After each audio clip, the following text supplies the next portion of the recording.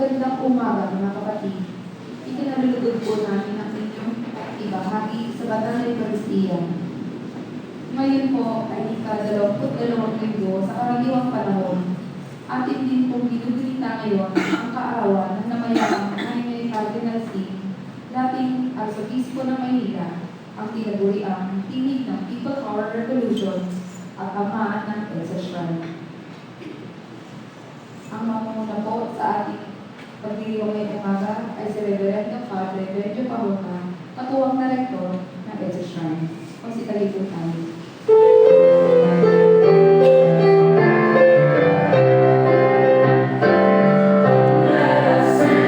Nalulugod po namin ang inyong ibahagi sa Banal na Eucharistia. Ngayon po ay ika-22 linggo sa karaniwang panahon. Atin din pong binubulita ngayon ang kaarawan ng namayang Jaime Cardinal C, dating Arsobispo ng Maynila, ang tinaguriang tinig ng People Power Revolution at ama ng Elsa Shrine. Ang mamumuna po sa ating pagdiriwang ngayong umaga ay si Reverendo Padre Benjo Pahona, katuwang na rektor ng Elsa Shrine. Konsitalin po tayo.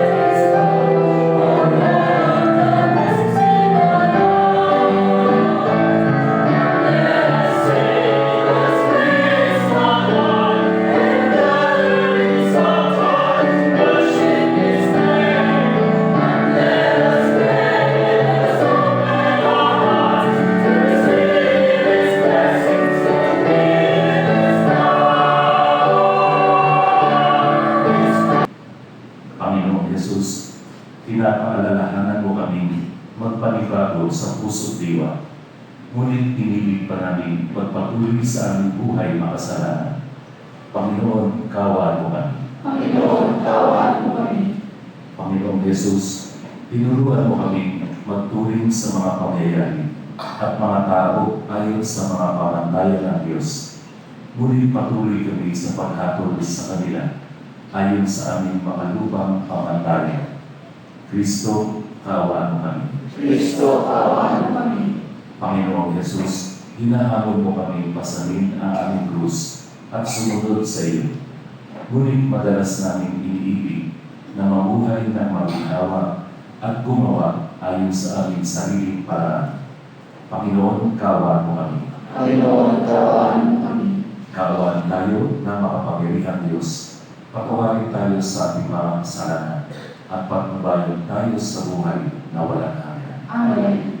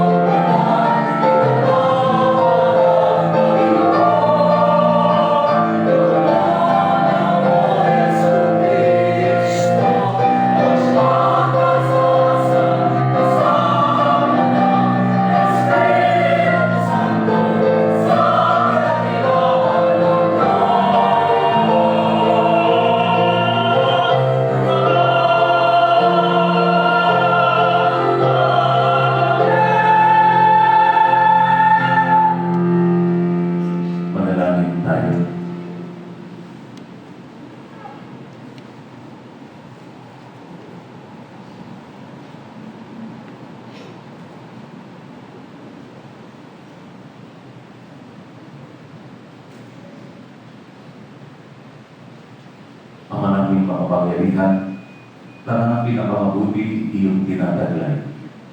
Gawin mo sa aming kalooban manood ang pag-ibig sa iyong ngalang dakila at banto, upang sa pagudlad ng aming pagsunod sa pananampalataya ng iyong pinagkaloob, papagyaman mo ang kabutihang iyong inihandog at ang iyong pinagyaman ay mapanatili mong lubos sa iyong pagsubaybay sa amin at pagkuko.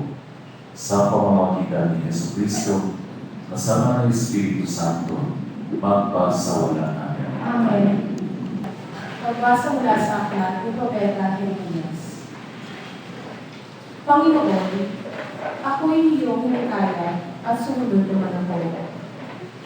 Higit kang malakas kaysa akin at ikaw ay nagbagi. Pinagtatawanan ako ng balala, maghapon silang nagtatawa dahil sa akin. Tuwing ako'y magsasalita at sisigaw ng karahasan, pagkasira, pinagtatawanan nila ako at inuuyan sapagkat pinahahayag ko ang iyong salita. Ngunit kung sasabihin ko, lilibutin ko ang Panginoon at di nasasabihin ang kanyang pangalan, para namang ako'y naglalagagdag sa aking puso ang iyong mga salita. Apoy na nakakulong sa aking mga buto. Hindi ko na kayang pigilin ito. Hirap na ako magpigil. Ang salita ng Diyos. Salamat sa Diyos.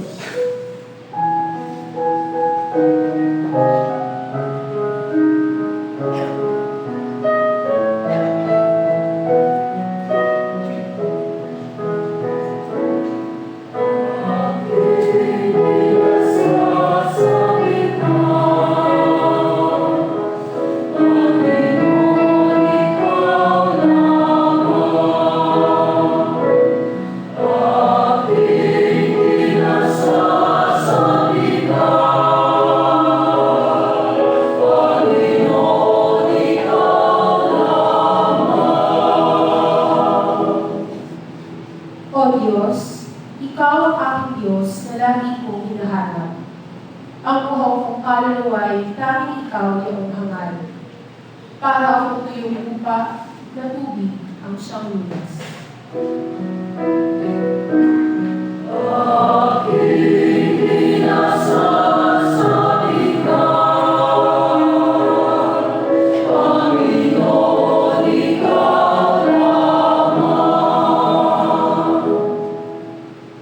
Bayaan mo sa santuaryo, sa lugar na dapat manan, ikaw roo'y mamasdan ko sa likas mong karangalan.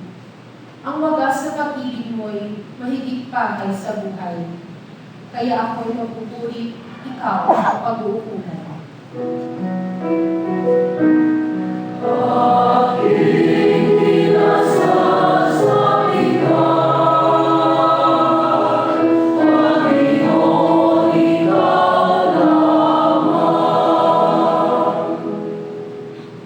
Habang ako'y nabubuhay, ako'y magpapasalamat. At ako ay dadalangin na kamay ko'y nakataas.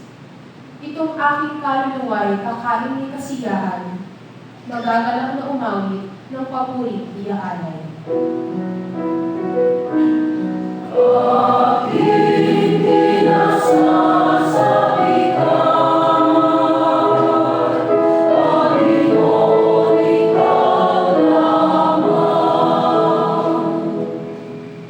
Pagkat ikaw sa tubig na, ang katulong na malapit, sa lilim ng iyong pakpak, galak ako umaawit.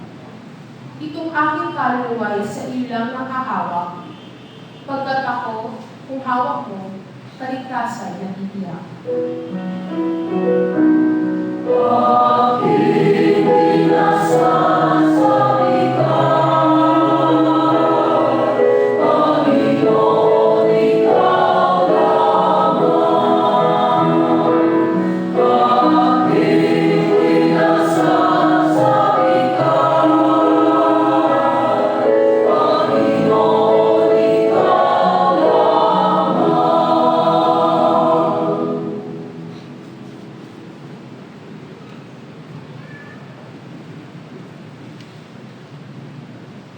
Pagbasa mula sa sulat ni Apostol San Pablo sa mga taga-Roma.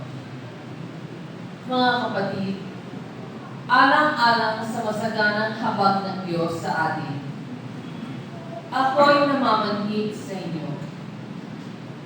Ialay ninyo ang iyong sarili bilang handog na buhay, banal at kalugod-lugod sa Kanya. Ito ang karapat-dapat na pagsamba ninyo sa Diyos. Huwag kayong umayon sa takbo ng mundo ito.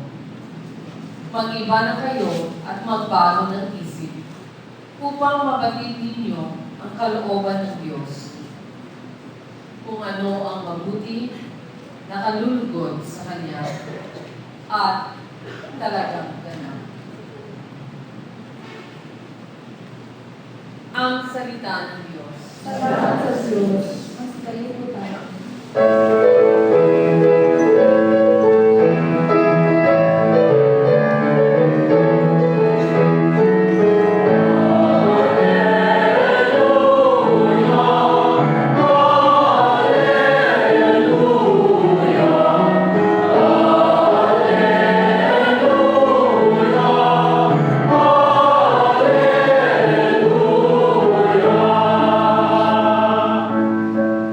Diyos naman ni Jesucristo, kami ay lumanagan mo at tutugon kami sa iyo.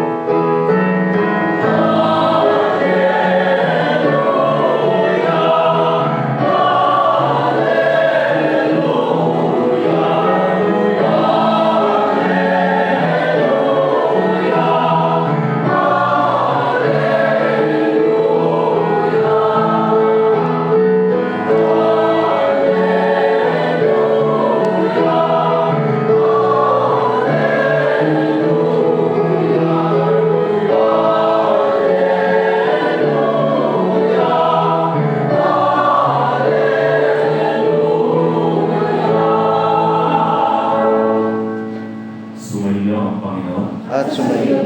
Ang mabuting balita ng Panginoon ayon kay San Mateo. Papuri sa iyo, Panginoon.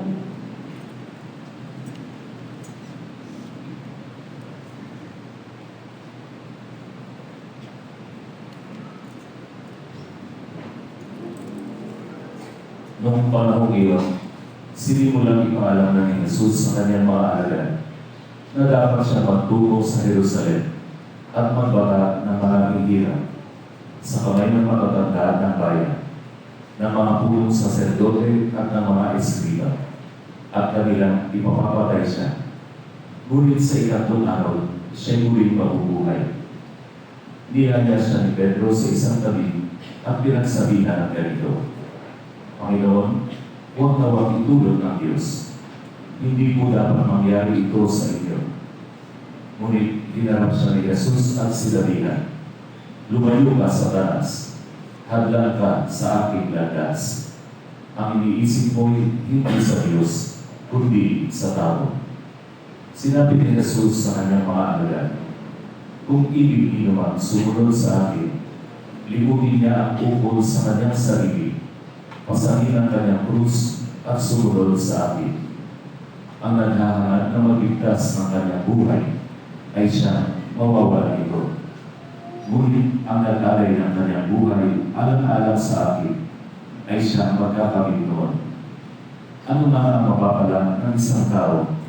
Makamtan man niya ang buong daigdig kung ang katumbas naman ito'y ang kanyang buhay. Ano ang may babayad ng tao para mabalik sa kanya ang kanyang buhay? Sapagkat darating ang anak ng tao na taglay ang dakilang kapangyarihan ng kanyang Ama at kasama ang kanyang mga anghel. Sa panahong iyon, gagabihan niya ang bawat tao ayon sa kanyang ginawa. Ang mahuling balita ng Panginoon. Pinupuri natin ang Panginoon sa Kristo. Makatapos mag-aliwanan tungkol dito sa Ebanghelyo, na kailangan natin pasanin ang ating mga krus at sumunod sa Kanya upang tayo maging Kanyang alagad. Kinabukasan, nakita ng isang mali ang isa sa kanyang mga parokyano na may pasan-pasan na matandang babae. Nang tinanong niya, ano ang ginagawa mo? Father, hindi ko ba sabi ninyo, pasanin ko ang aking krus. Ito po, pasan-pasan ko ang biyanan ko. Sabi, huwag daw natin itakwil ang ating krus. Dapat pinapasan natin sila. Hinahalikan natin ang krus. Niyayakap natin ang ating mga krus. Maaaring sa ating pag-iisip, ang mga krus natin ay lamang mga kahirapan natin, di lamang mga pagtitiis natin, yung mga taong kumakalaban, umaaway sa atin. Ganun ang pananaw natin sa mga krus natin sa buhay. Kaya naman mayroon isang nagdasal, Panginoon, kung kayo nga po ang tunay na Diyos, bakit parating mo akong binibigyan ng paghihirap, pagtitiis sa aking buhay? At sumagot sa kanya ang Diyos at ang sabi, nakalimutan mo na ba na ako ay may suot na koronang tinig at pasan-pasan na krus? Mga kapatid, sinasabi sa atin ngayon ng Ebanghelyo, dapat natin pinapasan ang ating mga kahirapan, ang mga kabigatan, yung mga bagay na nagbibigay sa atin ng kalungkutan, ng pagdurusa, ay hindi natin dapat ito itinatakwil. Pagkus ay pinagpapasalamatan natin ito sa Diyos dahil alam natin na kasama natin ang Diyos na nagpapasan ng ating mga krus. Nang sinabi niya, pasanin mo ang iyong krus, meron siyang tatlong bagay na hindi sinabi. Una, hindi sinabi ng Diyos o hindi sinabi ni Jesus, pasanin mo ang aking krus. Ang ibig niya sabihin, pasanin mo ang iyong krus. Nang tayo ay binigyan, lahat tayo ay binigyan ng tanda ng krus sa ating loob. Kaya kakambal na natin, mula pang naging tayo ay mga Kristiyano, mayroon na tayong krus na papasanin sa ating buhay. Ikalawa, hindi niya sinabing, huwag kang lumapit sa akin upang humingi ng tulong kapag pasan ko na ang iyong krus. Meron tayong mga dalangin, meron tayong mga kabigatan, pero narilian ang Panginoon na handang tumulong sa atin na pasanin ang ating mga krus. At ang ikatlong bagay na hindi niya sinabi, nang sinabi niya, pasanin mo ang iyong krus, huwag mo nang pakialaman ang krus ng iyong kapwa. Ibig sabihin, kahit tayo ay mayroong daladalahin mga hamon, mga balakid, mga problema sa buhay, tayo pa rin ay kailangan tumugon sa pangangailangan at paghihirap ng ating kapwa. Mayroong nagsabi na isang ari, si Father William Bosch, there are 3 kinds of crosses in life.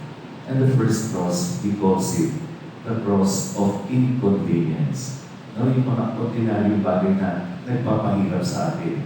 Ano ba itong process of inconvenience? No, meron isang madre na sa community nila, matanda na. Merong bagong dumating na batang-batang madre. No, at magiliw ito, nagbibigay ng kasiyahan sa mga sa buong komunidad nila. Pero itong madre na batang ito ay hindi niya naramdaman na siya ay welcome doon sa komunidad.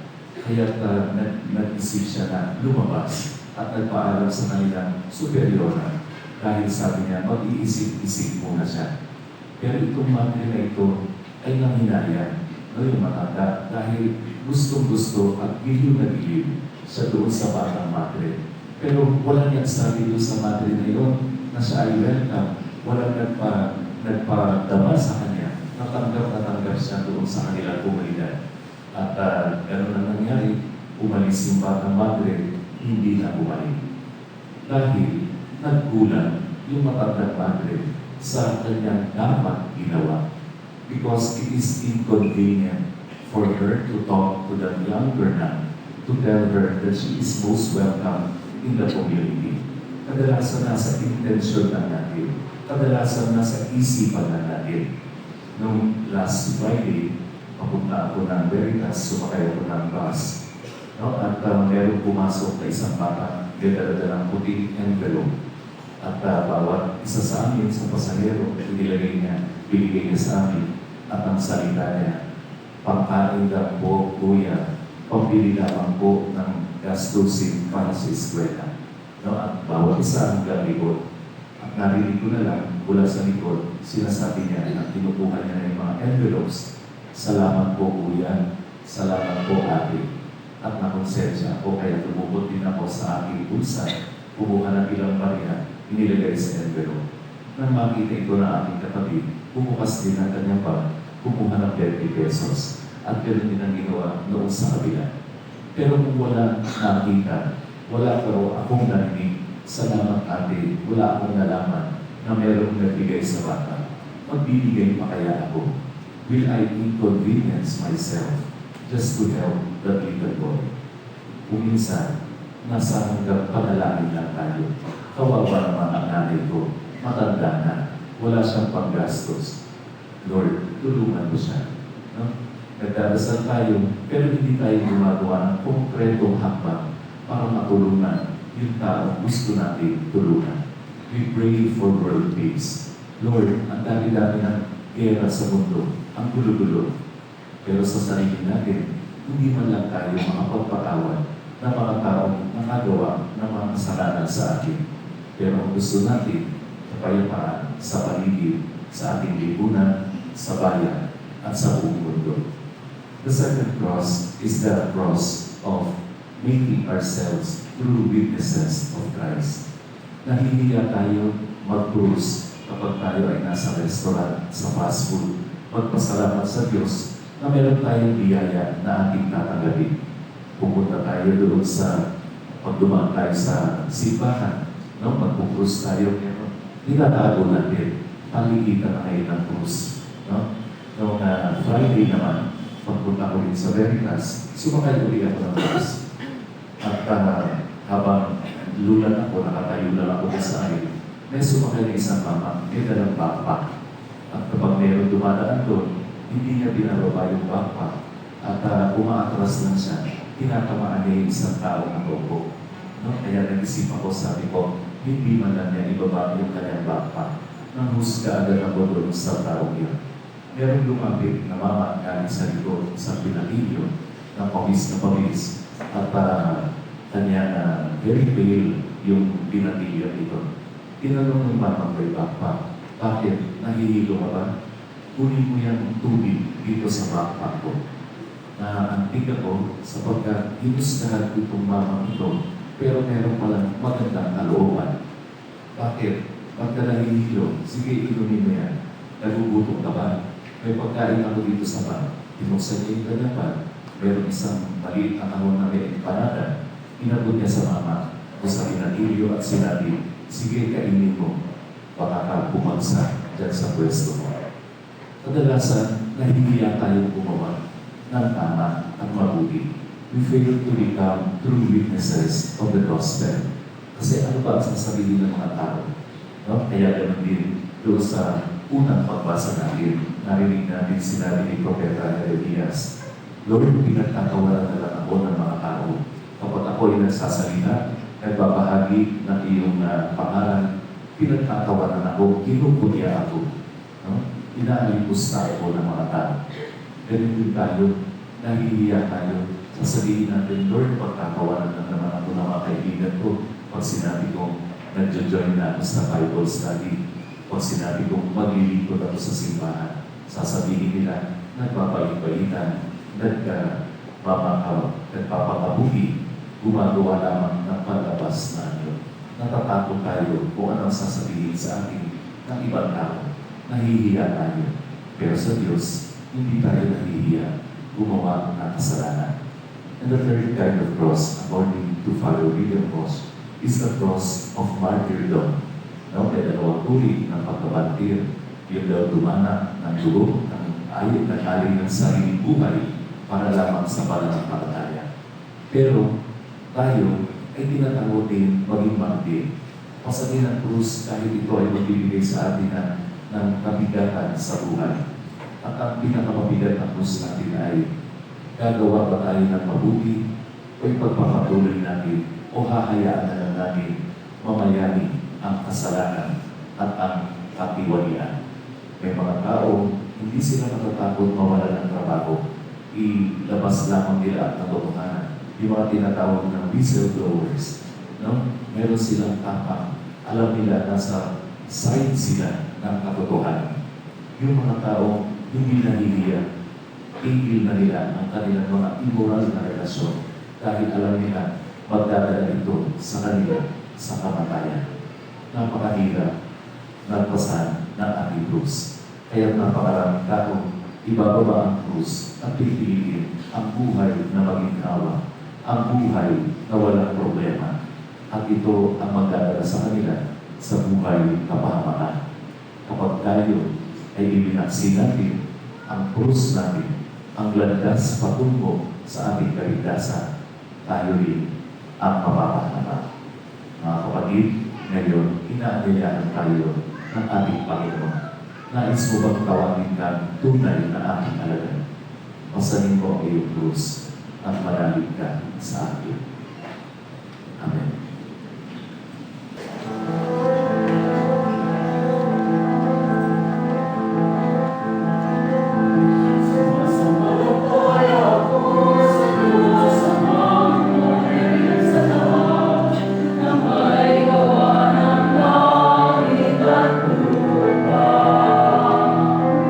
Sumasampalataya ako sa Kristo, isang anak ng Diyos.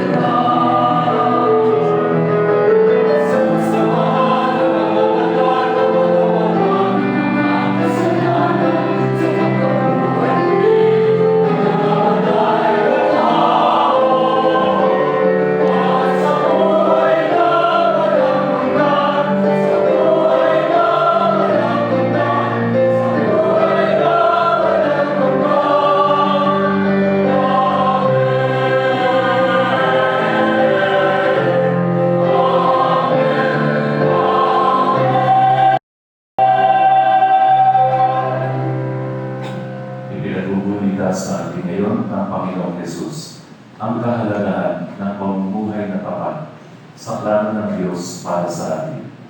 Nakababagin sa ating kahilangan at sa hirap ng pagiging disipulo. Pakumbaba natin idalangin ang ating mga kailangan sa buhay.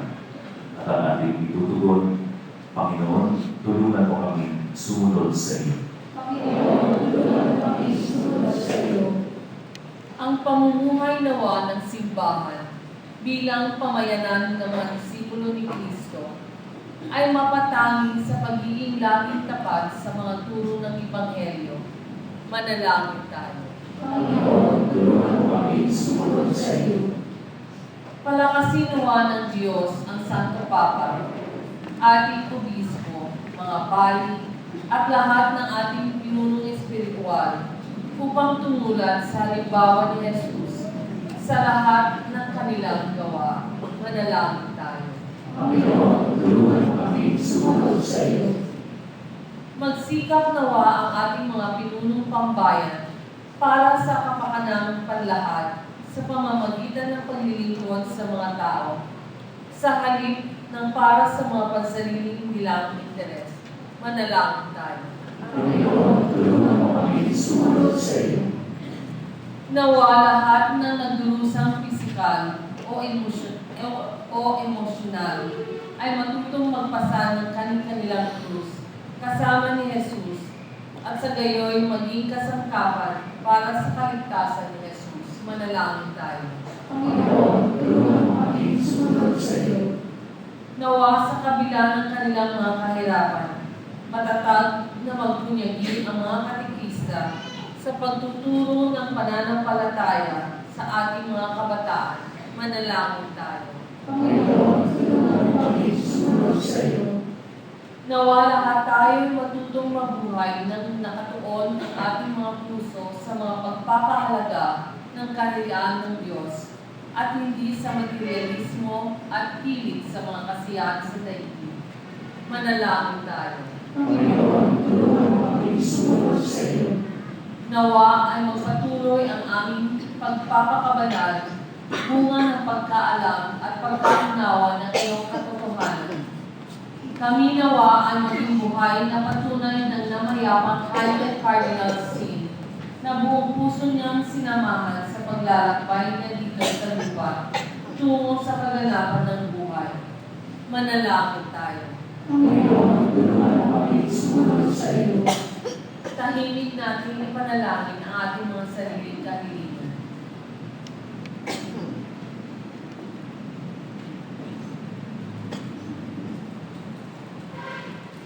Manalangin tayo. Panginoon, tulungan mo kami sumunod sa iyo. Panginoong Jesus, itulot mo, tubulan kami sa iyong pagsunod sa kalooban ng mga hulugan ng ito ng paghihirap at pagkakain sa sarili. Sa gitna ng lahat ng mga paghihirap, huwag nawa namin makaligtaan ang gantimpalang na hihintay sa amin sa kaharian ng kapayapaan, kung saan nabubuhay at nagagalitan magpakailanman. Amen. Glory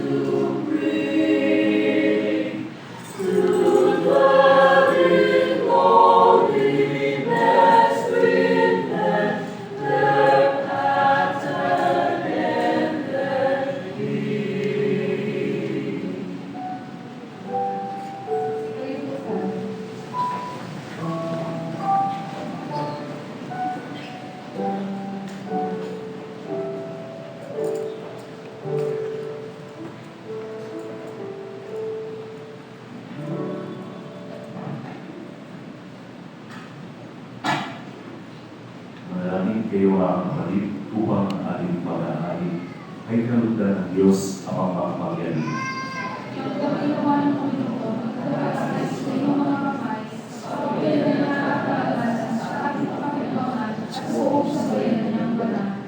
Ama naming lumikha, ang banal na paghahari ay lagi nawang magdulot ng iyong pagbabasbas na sa aming tumutubos upang ang ginagawa mo sa aming pagdiriwang ay maging lubos na pagkaloob ng iyong pagmamahal sa pamamagitan ng Jesucristo, kasama ng Espiritu Santo, magpasawalan hanggan. Amen. Sumayin niyo ang Panginoon. At sumayin, Itaas sa Diyos ang inyong puso at diwa. itinaas namin sa Panginoon, Pasalamatan natin ang Panginoong ating Diyos. para siya ay kasalamatan.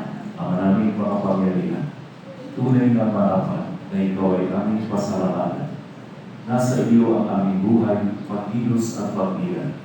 Sa pamumuhay namin araw-araw, tinatamasa namin ang iyong pagmamahal. Sa pag-ibig mo itinunda sa sangkatauhan, ang Espiritu Santo ay unang aming bigay, na anak mong naglaga sa amin ng kabihatan, nakalaang mabuhay kami sa piling mo kailanman. Kaya kaysa ng mga anghel na nagsisiawit ng papuri sa iyo, nang walang humpay sa kalangitan, kami naguguli sa iyong kadakilaan.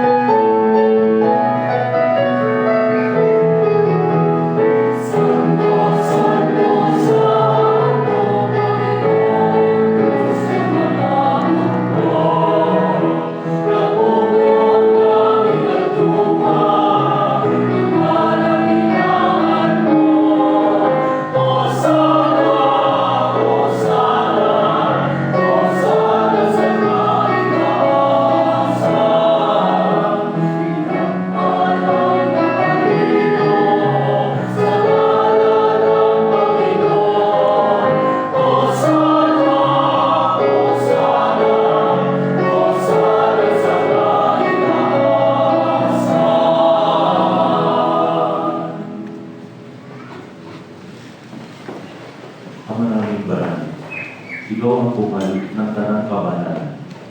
Kaya sa pamamagitan ng iyong Espiritu, gawin mong banal ang mga kaloob na ito upang para sa amin maging katawan at dugo ng aming Panginoong Yesu Cristo. Bago niya pinagkilis ang pusang loob na maging handog, hinawakan niya ang tinapay. Pinasalamatan kanya. Pinaghati-hati niya. Pinabon sa kanyang mga alagad at sinabi, tanggapin ninyong lahat ito at kanin. Ito ang aking katawan na ihahandog para sa inyo.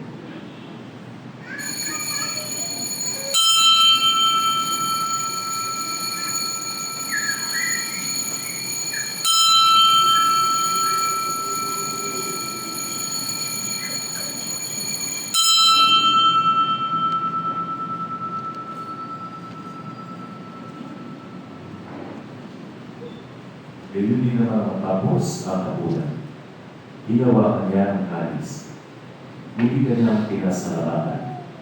Inabot niya ang kalis sa kanyang mga alagad at sinabi, tanggapin niyo lahat ito at inumin. Ito ang kalis ng aking dugo, ng bago at walang hanggang tipan. Ang aking dugo ay bubuhos para sa iyo at para sa lahat, sa ikapagpapatawad ng mga kasalanan. Gawin niyo ito sa pag-alala sa akin.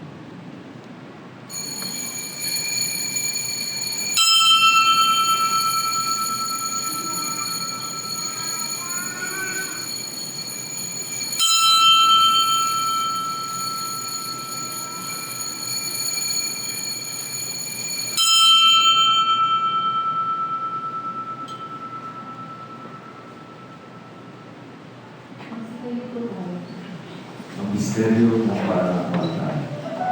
Amen.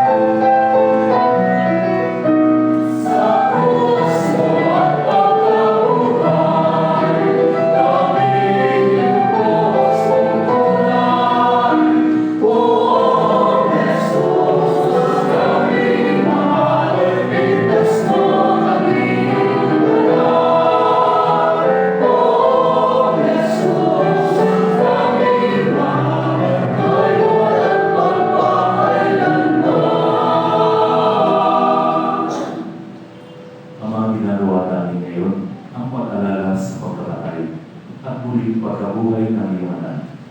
Kaya inaalay namin sa iyo ang tinapay na nagbibigay buhay at ang kalis na nagkakaloob ng kaligtasan. Kami nagpapasalamat dahil kami iyong inarapan na tumayo sa harap mo para maglingkod sa iyo. Isinasama namin kami magsasalo-salo sa katawan at dugo ni Kristo ay mabukod sa pagkakaisa sa pamamagitan ng Espiritu Santo. Amalin natin mo ang iyong simbahan laganap sa buong daigdig.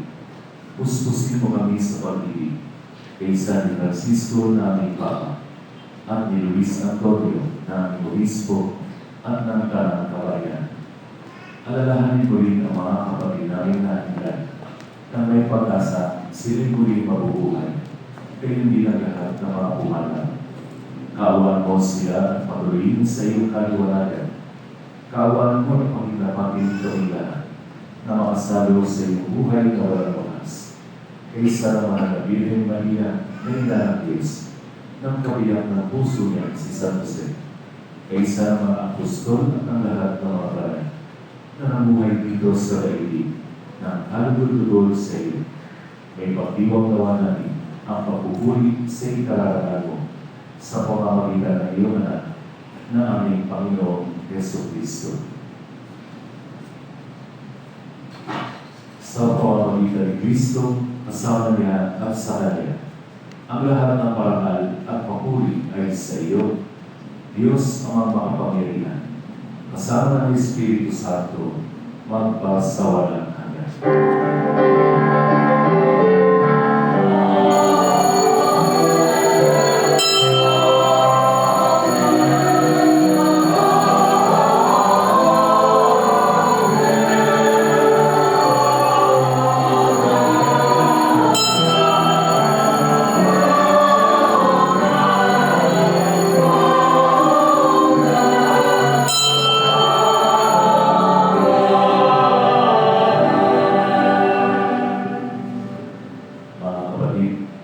Mahal tayo ng Diyos, hindi dahil tayo ay mabuti. Mahal tayo ng Diyos dahil ang Diyos ay mabuti. Nananalig sa kabutihan ito, lakas loob tayo dumulog sa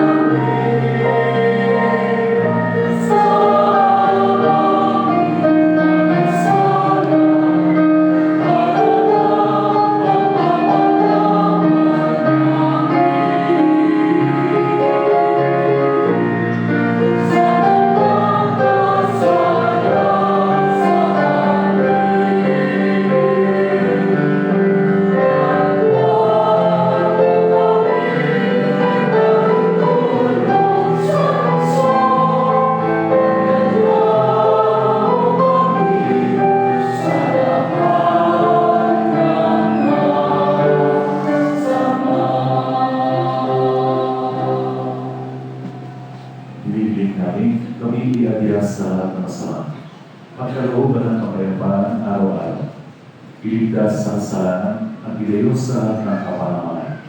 Samantalang aming pinananaligan ang dakilang araw ng pagpapahayag ng tagapagligtas namin si Yesu Cristo. Maria,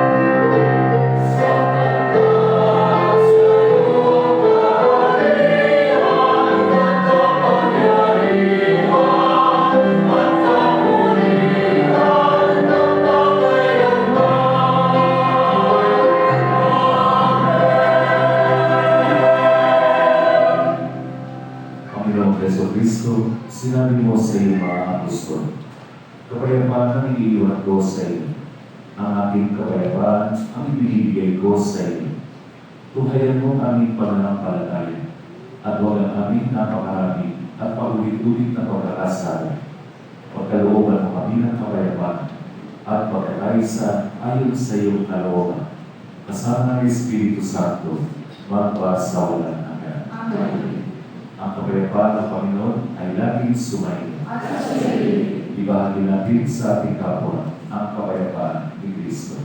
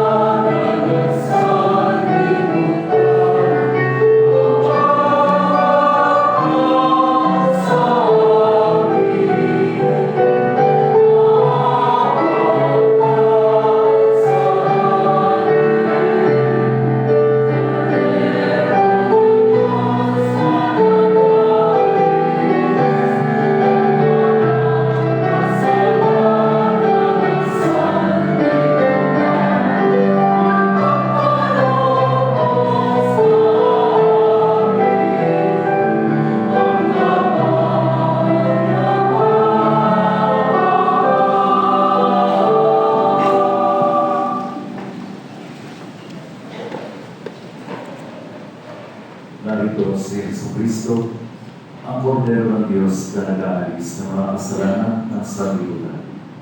Mapapalad tayo mga inaliyahan niya sa kanyang banal na bibig.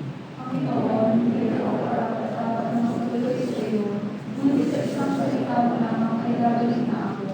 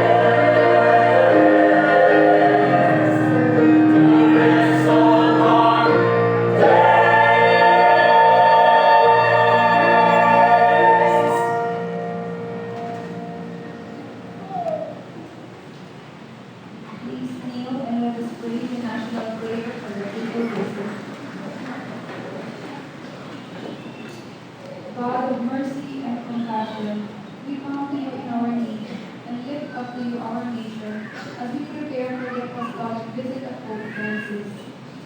After every invocation, we say together, bless your church, Lord. Bless your church, Lord. That we may be faithful to the Pope, the vicar of Christ on earth, we pray. Bless your church, Lord. That we may be eager to meet and listen to Pope Francis, we pray. Bless your church, Lord. That we may be compassionate to the poor and the needy, we pray. Bless your church, Lord. That we may be merciful to the weak and the lost, we pray. Bless your church, Lord. That we may humbly confess our sins and return to God, we pray. Bless your church, Lord. That we may frequently and devoutly receive Holy Communion, we pray. Bless your church. Let us pray. God our Father, we are all your children. Make of us a nation of mercy and compassion, eager to meet Pope Francis. Make us a nation of holiness and heroism through Christ our Lord. Amen. Sitayin po natin. Manalangin tayo.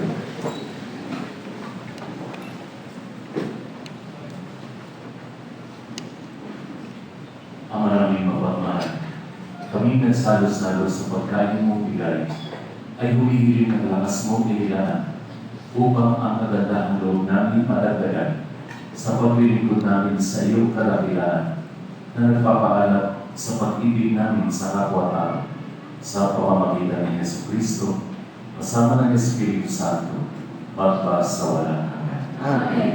Sandali po namin hinihingin ang inyong pansin. In our effort to make a smooth flow of traffic during communion time, we will have the communion first due starting first Sunday of September. In this way, long communion lines will be avoided. You will only stand for communion when our ushers give you the signal and proceed to the lay minister nearest your area. Posters of the communion line traffic flow of designated areas will be posted near the entrances of the church for your reference.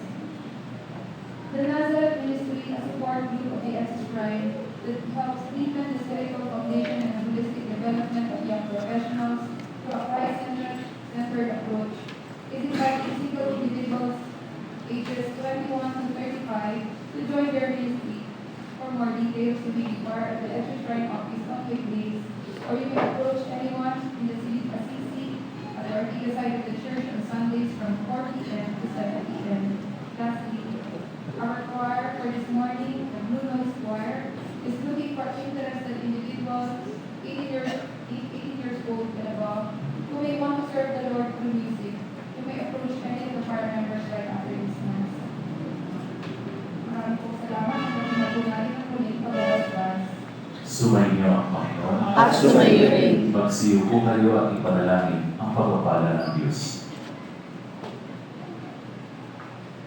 Ibayan nawa kayo ng Diyos Ama para inyong matanggap ng buong pananalig ang mga hirap ng buhay at isin ang mga ito na may matibay na kalooban tulad ng kay Kristo. Amen. Ang Diyos Ama, ang Diyos Anak nawa ang inyong maging palagi ang inspirasyon sa pagsusumikap para sa pagpapahalaga ng kaharian at tuwinang pagsunod sa kalooban ng Ama. Amen. Magkalooban nawa kayo ng Diyos Espiritu Santo ng karunungan sa pagpili ng tama at ng lakas na kailangan ninyo para sa pagtupad dito sa gitna ng mga kahilangan. Amen. At pagpalain kayo ng makapangyarihang Diyos, Ama, Anak, at Espiritu Santo. Amen. Tapos na ang ating pagdiliwang, humayo kayong taglay ang pag-ibig at kapayapaan ni Kristo. Salamat sa Diyos.